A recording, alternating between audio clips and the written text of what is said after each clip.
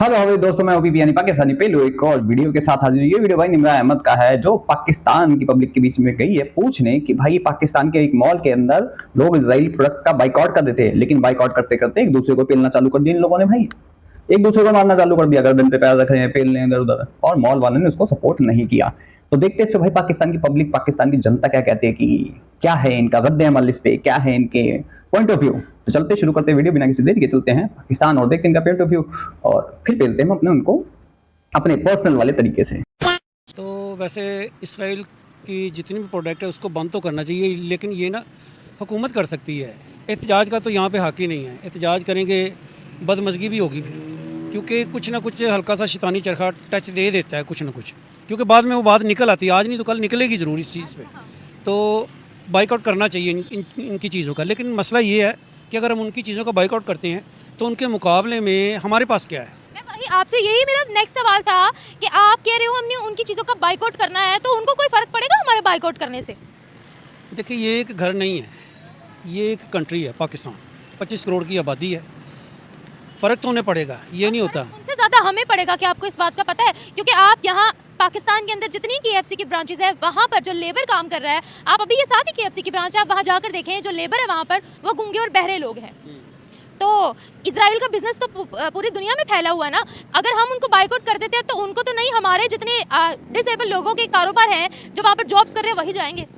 मसला ये है कि ठीक है, ये उनका एक अच्छा इकदाम है, लेकिन मसला इशू ये है कि अच्छा इकदाम वो उठा सकते हैं, हम क्यों नहीं उठा सकते। यहाँ पे जो हमारे हैं, ऐसे लोगों को जॉब देना तो दूर की बात है, पास खड़ा भी नहीं करते। उनके मुकाबले में आए ना, अगर KFC के मुकाबले में कोई नाम बदल के ही रख लें, कोई मसला नहीं है, लेकिन सपोर्ट तो करें ना। लेकिन उनकी हर चीज़ यहाँ पे आदत पड़ गई हुई सबको। अगर कोक है तो उसके मुकाबले में कोई लेके आए बोतल। अगर बर्गर है, बर्गर तो यहाँ पे भी बनते हैं, लेकिन उनका एक म्यार उन्होंने रखा हुआ है। लेकिन लेबर को ना ऐसे, जैसे उन्होंने एक लेबर के नाम पे हमें फ़िक्स किया हुआ है। लेकिन ये भी देखें फ़लस्तीन में वो क्या कर रहे हैं। ये यही चीज़ होगी ना, एक हाथ से नवाला दूसरा हाथ खंजर सीधा सीने में। ये चीज़ नहीं होनी चाहिए, हमें इन चीज़ों को बाइकआउट करना चाहिए।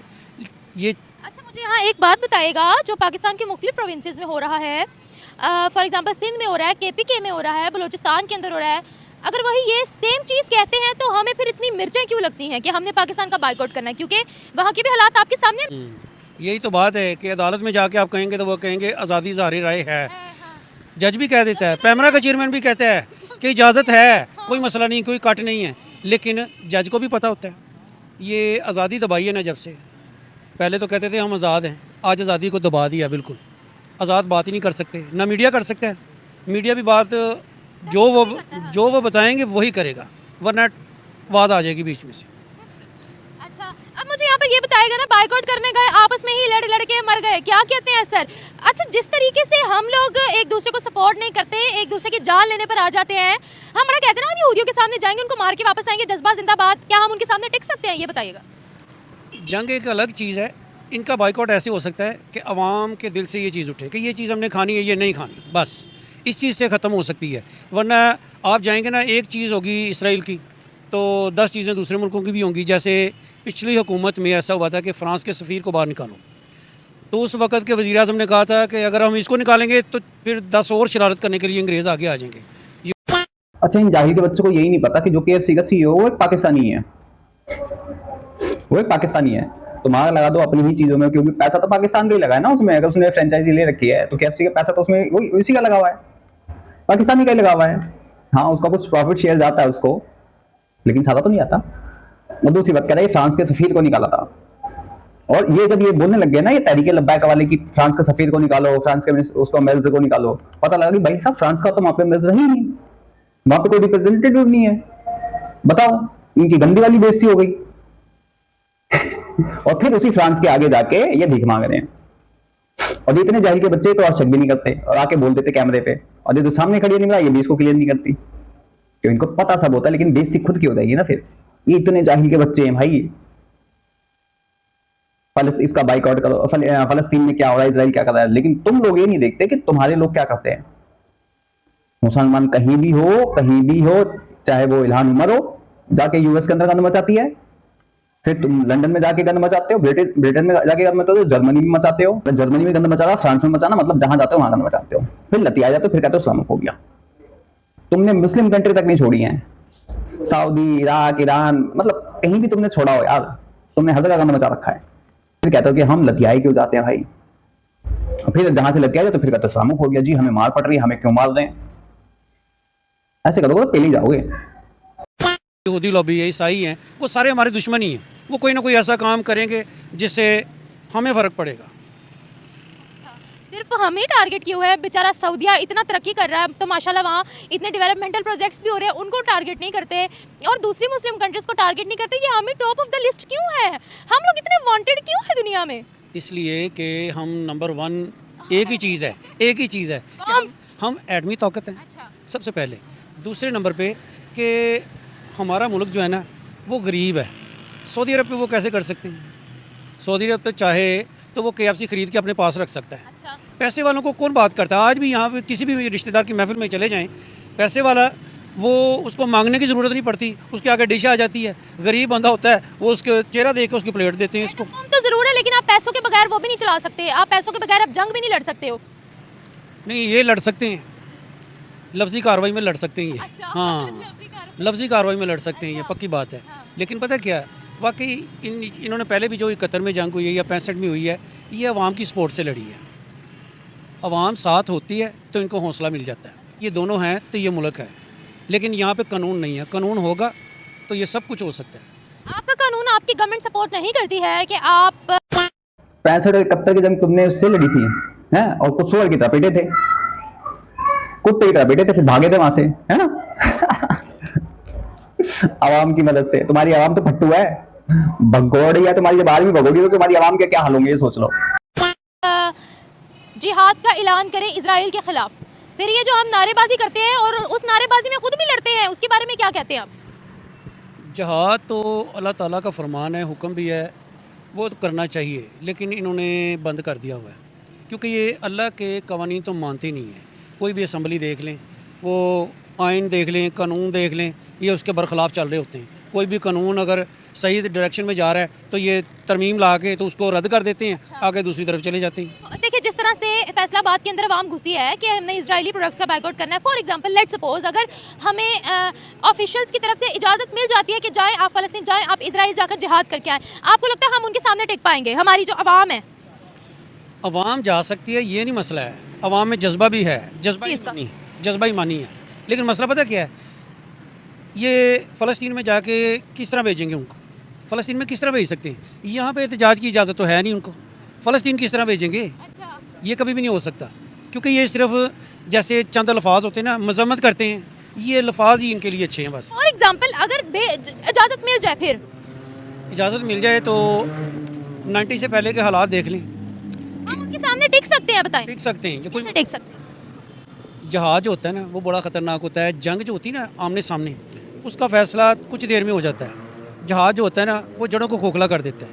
वो जैसे अफ़गानिस्तान 20 साल अमेरिका से लड़ता रहा, हालांकि अफ़गानिस्तान जो है वो एटमी ताकत नहीं है, लेकिन फिर भी 20 से सही कहा। जिहाद जो होता है ना वो जड़ों को खोखला कर देता है।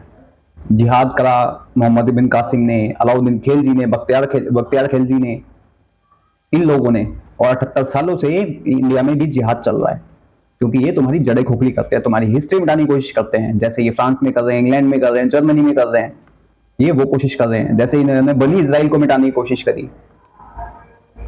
तो जिहाद इनका ये होता है, इनका एक ही सोल्यूशन है, बस देखो पेल दो, देखते पेल दो इनको, तो सेफ रहोगे।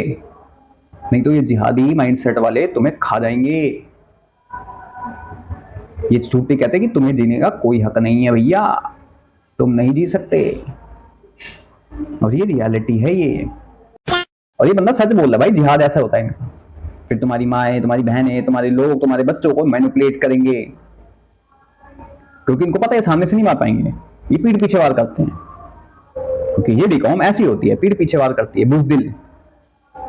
इन्होंने इंडिया में ऐसे ही वार करे, चाहे पृथ्वीराज सिंह चौहान हो, चाहे महाराणा प्रताप जी हो, कोई भी हो, इन्होंने पीठ पीछे ही वार करे हमेशा। तो इनके खून में ये पीठ पीछे वार करना, सामने से नहीं लड़ सकते, सामने से पता है चीर फट जाएंगे, इसलिए पीठ पीछे वार करना इनको सिखाया जाता है, बताया जाता है, ऐसे पीठ पीछे वार करो।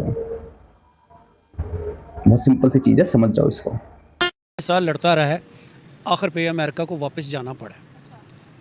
तो इसराइल कोई चीज़ नहीं है, वो इतना बड़ा मुल्क नहीं है, छोटा सा मुल्क है वो। तो हमारा पाकिस्तान का रकबा पता है आपको कितना है? नहीं, इस चीज़ का नहीं पता मुझे। अच्छा, आपको पता है हमसे ज़्यादा डबल टेक्नोलॉजी इजराइल के पास है। टेक्नोलॉजी का क्या करेंगे, मसला ये है कि जितनी भी टेक्नोलॉजी हो, एक मिसाल के तौर पे एक ताकतवर इंसान है, एक मेरे जैसा नॉर्मल है, मरेंगे तो दोनों गोली से ना, कोई बचेगा तो नहीं कि यार ये बहुत हाइट इसके ऊपर है तो ये नहीं मर सकता। जब जज्बा होता है ना अल्लाह ताला की तरफ से, तो फ़तह हमेशा अल्लाह की होती है, कोई मसला नहीं, लेकिन जज्बा ईमानी से लड़ने वाला हो, खाली मजम्मत करने वाला ना हो। तो फलस्तीनियों में जज्बा नहीं है, हमास वालों में जज्बा नहीं है, 71 में जज्बा नहीं था, 65 में जज्बा नहीं था, 99 में जज्बा नहीं था, 47 में जज्बा नहीं था, और जो सुअर की तरह पिटते रहते हैं हमारे, उनके अंदर जज्बा नहीं है।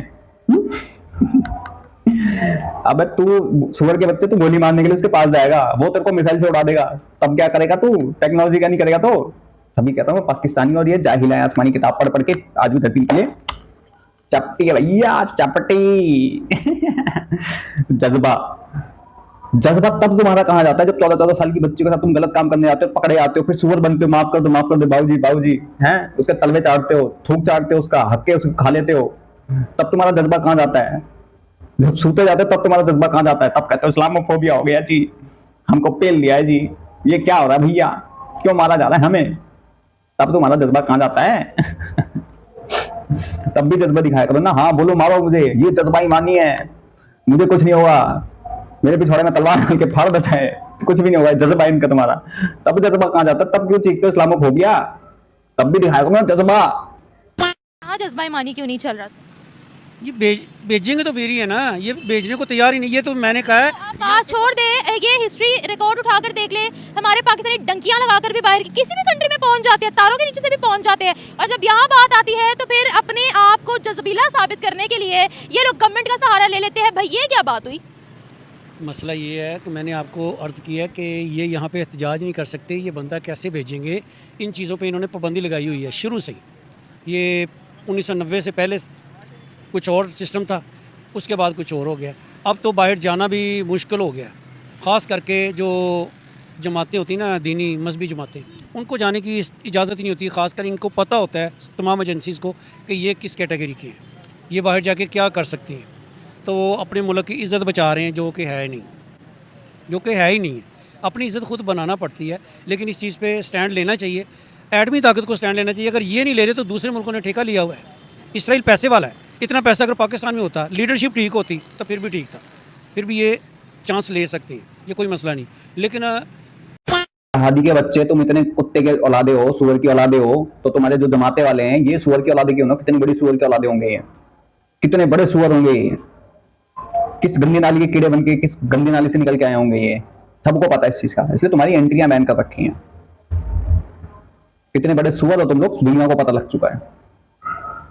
तुम जिहादी हो इसलिए डंकियां मार मार के जाते हो, वहां जाते हो, फिर वहां पे इमिग्रेंट्स बन के जाते हो, हाँ बाबूजी हमको दे दो यहाँ पे सहारा दे दो, उसके बाद फिर उन्हीं वही सहारा उठा के उनके पिछवाड़े में डाल देते हो, फिर वो चीखे मारते हैं और फिर तुम्हें पेलते हैं, फिर तुम चीखे मारते हो, चीखे मार मार के हवा निकलते हो। अभी तो बेटा टाइम और बुरा आएगा, जो तुम्हारा साजिद तारड़, कमर चीमा, तुम्हारे जितने बाहर बैठे हुए ना, इन सबको लात बढ़ने वाली है। इल्हाम उमर जो अपने आप को सो कॉल्ड डेमोक्रेटिक पार्टी की बोलती है, उसको भी पढ़ने वाली है। उसकी हरकतें जो जिस हिसाब से जा रही है ना, यूएस गवर्नमेंट उसको कभी उठा के फेंकेगी। मैं तो चाहता हूँ ट्रंप आए यूएस के अंदर और उसके जैसी को वापस चल निकल, जहां से आई थी वहीं निकल, यहाँ तेरी कोई जरूरत नहीं है, क्योंकि ये जहां रहेंगे तुम इनको पनाह दोगे, ये तुम्हारे ही खड्डे खोदेंगे, तुम्हारी ही जड़ें खोदने चालू कर देंगे। ऐसे लोगों से छुटकारा पाओ और अपना देश बचाओ, घर बचाओ, ये दो दीमक की तरह खा देंगे तुम्हें। इन्होंने बात करनी नहीं आगे, ये तो तस्लीम करने के चक्कर में होंगे कि तस्लीम कर लें, हमारा कर्जा माफ़ कर दें बस। तो इन्होंने क्या लड़ना है? लड़ेंगे नहीं। तुर्की ने भी तो तस्लीम किया हुआ है, इजिप्ट ने भी तो तस्लीम किया हुआ है, आपकी बहुत सी मुस्लिम कंट्रीज ने तस्लीम किया है। इवन तुर्की का $7 बिलियन की ट्रेड भी उनके साथ चल रही थी। इजिप्ट के बड़े अच्छे ताल्लुकात हैं उनके साथ, आप क्या समझते हैं? नहीं है उनके साथ ताल्लुकात उनके साथ हैं, लेकिन मसला ये है कि पाकिस्तान जो है ना, पाकिस्तान ने तस्लीम नहीं किया, उसका एक ही एजेंडा है, फ़लस्तीन को आज़ाद रियासत तस्लीम करें बस।